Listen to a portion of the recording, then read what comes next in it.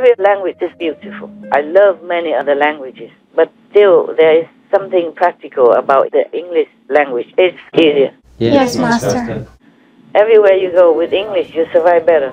Yes. Yes, Master. And then that's number one. Number two, people have to know the allergies, the ingredients. Yes. Yes. And I scold them. I say, in the whole world, we don't only have Chinese, huh? Yes. Because I have told them a long time ago already, again and again, that we must have English in everything that we sell so that people know what it is. Yes. Right. Foreigners or outside international market. And then also recently, even I wrote a tip that if you start up a business, you should use some English so it's easy for people to know what's inside. Yes. Yes, Master. Recently even. And then they read it or they listen to it, it's for nothing. That's why I'm mad. Yes. Mostly it's like that. You can teach outside people well, but your children, they don't listen to you. Remember Noah's son? Yes. Yes. Yes, Master. He drowned because he didn't listen to his father all his life. Yes. And even in the emergency, it became a habit. Yes. And his ego just got bigger and bigger because if you're against your parents, they cannot do anything for you. Yes. If you go outside, be nasty or aggressive with other people, then they would teach you Yeah. Yes. with the same aggressive lesson. But your parents, they love you, so they cannot do much. And sometimes you win all the time, mostly. Yes. Mostly because the parents give up and whatever the children want, they let them do it. Or even just reward them with something better. Yes. Blaming themselves that they did not teach the children well, they did not give them enough things, so they keep rewarding them more. And the more you give to the children, the worse they become. Yes. It becomes a habit and they get more and more aggressive because they feel by being aggressive, they get something more all the time. Yes. Yes, Master. So the parents unwittingly, unintentionally spoil the children, make them worse. In many cases, the parents are very afraid of the children because they are getting more and more physically aggressive as well, and they're stronger, they're bigger. Yes. The parents work very hard to feed, to clothe the children and make them strong and healthy, and the parents getting more and more depleted, Yes. Yes. energy-wise, physically. And then, of course, the children grow bigger, stronger, more muscular, and they get very afraid of the children. I read that in the news a lot, that the children are very, very bullied, and the parents are scared of them. Recently, some parents have to call the police. Wow. There are many cases in America. I don't know about elsewhere, but in England before I also heard about that. They have to call the police because the boy was getting more and more physical. And then the case has been investigated, and they also found out that the parents always give in eventually and give them more things. Wow. Give them what he wants and later give more than what he wants to have peace. Yes. Yes, Master. But the boy feels like he's gaining all the time. And they have some home video or something where the boy was standing tall above the mother, humbly and meek, sitting down. He's standing there yelling and pointing fingers. Yes, Master. Yeah, it's the thing. So if you are spoiled and are given too many things by your parents, don't be proud. Don't take it for granted. One day you will have trouble. Yes. Yes, Master. Because that also is a sin by heaven's decree. Yes. You have to treat your parents filially, respectfully, and lovingly. Yes, Master. Yes. That's in the Bible. And the Buddha says it also. If you harm your parents, it's one of the greatest sins you can commit, and you will go to relentless hell. Meaning you don't have reprise. It's a very, very horrible hell, suffering, painful. They punish you all the time without giving you a break. Like you see the hell where the people eating meat have to go down to the grinding hell. Yes, Master. Yeah, the machine will come down like the machine that you grind the meat with on earth. They will grind you with it. Wow. Yeah, but at least only 3 to 5 times a day, depending on how much meat you ate and what is your loving attitude or not as well. But you can rest in between. But in the relentless hell, you don't have any rest. Whatever the punishment, you continue enduring it. And nobody hears you, nobody can help you. You don't remember a thing about mother, father, master, Buddha, Jesus, nothing. You don't remember anything because it's relentlessly painful. Yes. You have no mind, no brain to think anything anymore. Yeah. So the people in this world, they know nothing about all this, despite what all the masters told them. They just don't believe, don't listen, because their lives are continuing on in the worldly way. And then they are busy, or they don't believe, or they just ignore it, or they just could not change because of habit. Yes. They don't know what's awaiting them. I really feel the chill thinking about that.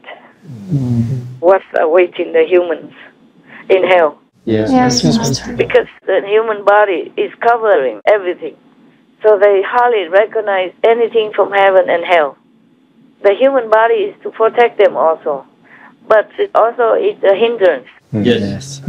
But it is a good vehicle if you want to practice to go back to heaven, be enlightened and be compassionate and all that. But it is also a hindrance.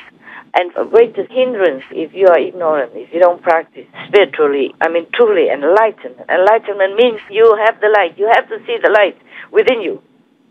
That's why it's called enlightened. Yes, Master. Yeah.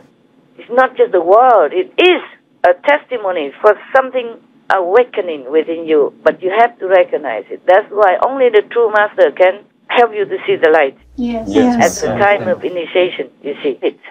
And then you see it every day, or often as you can, if you can concentrate. Yes, Master. Even if sometimes you don't concentrate, the master also helps you. You see a flash here and there. Yes. And you say, huh? I did not concentrate. How come I have this and that? You never know. So you just have to be diligent. Sit there and do your best. Concentrate the most you can, and then the master power will help you. Yes, Master. Just sit and wait. Just like a shop that you open, even if you don't have customers, you still have to open and sit there and wait. Yes. You never know when a customer will come in. That's true, Master. Similar to God's power, it's like that. Yes, Master. You have to have the time for it. And then God will come in the form of light, sound, vision, bliss, happiness, peace. Yes, Master. By the way, I remind you that. I remind everybody. Yes, Master. Thank you, Master. What did I say? What was it before? I'm always jumping onto spiritual stuff, even though you ask me mundane questions. Get used to it. What was it? What was the question? Well, the question was about Pope, his promises to bring justice. Okay, of course. Okay, fine. Suppose he really will do it. We just have to wait because it has to translate into action. Yes. It's easy for everybody to say, just like all the politicians, they promise many things before they are in office. And when they're in office, not even half of it is done. You know all that already, everywhere. That's true, Master. And also blaming it on the other party or whatever. Yes. Let me see if anything else I want to tell you. I guess that's what it is. Oh, yeah. Even my own so-called disciples, they don't do what I say, even though it's good for them. All kinds of excuses they have, or they just listen for fun. Yes. Not all of them concentrate on whatever I say, so that it's more beneficial to them, and the more merit they gain, more elevation. When I went to some other places to stay sometimes, they bought me even cream with honey in it. Yeah, I'm telling you. Talking to a vegan. Low-level people, they do anything. Even being initiated doesn't guarantee that you're a high-level person. As I told you already, I got the worst of all the disciples from all the masters. The worst that people don't want. No master can deal with. Or wants to deal with. Yeah. Can you just wait for a moment? I call you back, okay? Yes, Master. I need to have a little drink and warm water. I don't feel good. Sure, Master. I'm here. Yes, Hi, Master. Master. The question about P. Francis. Yes, Master. I told you, he blamed somebody else. It's easier. He found a scapegoat again because How come he didn't say anything about it before? Huh? That's true, Master. Many people complain that some newspaper printed all about that, evidence, everything. And he said, oh, it's not a sin. A sin of the flesh is not a big deal, remember? Yes, Master. Yeah. Just to ignore it. Because these people are the ones who voted for him. The whole gang? Yeah. The mafia gang, they call themselves even, yeah? Yes. Because they cheated to put him in there.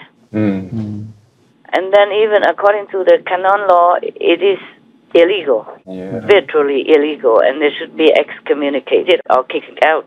Yes. So, of course, he didn't dare to offend them. All right. Otherwise, who would support him? Who would protect him in his position?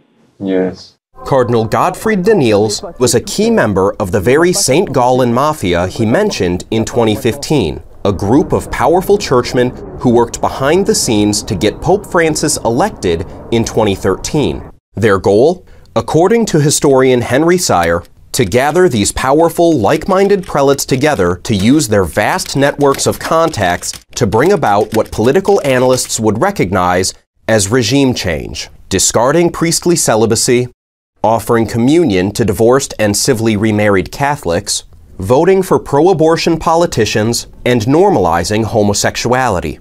According to German journalist and author Paul Bade, in an interview conducted by the National Catholic Register, at the invitation of Cardinal Silvestrini, the St. Gallen group met in Villa Nazareth. The purpose of the meeting? To prevent the election of Joseph Ratzinger. This meeting, called by Silvestrini, was held, according to Bade, only 3 days after Karol Wojtyła, or John Paul II's, death. We are reporting the death of Pope John Paul II at the Vatican.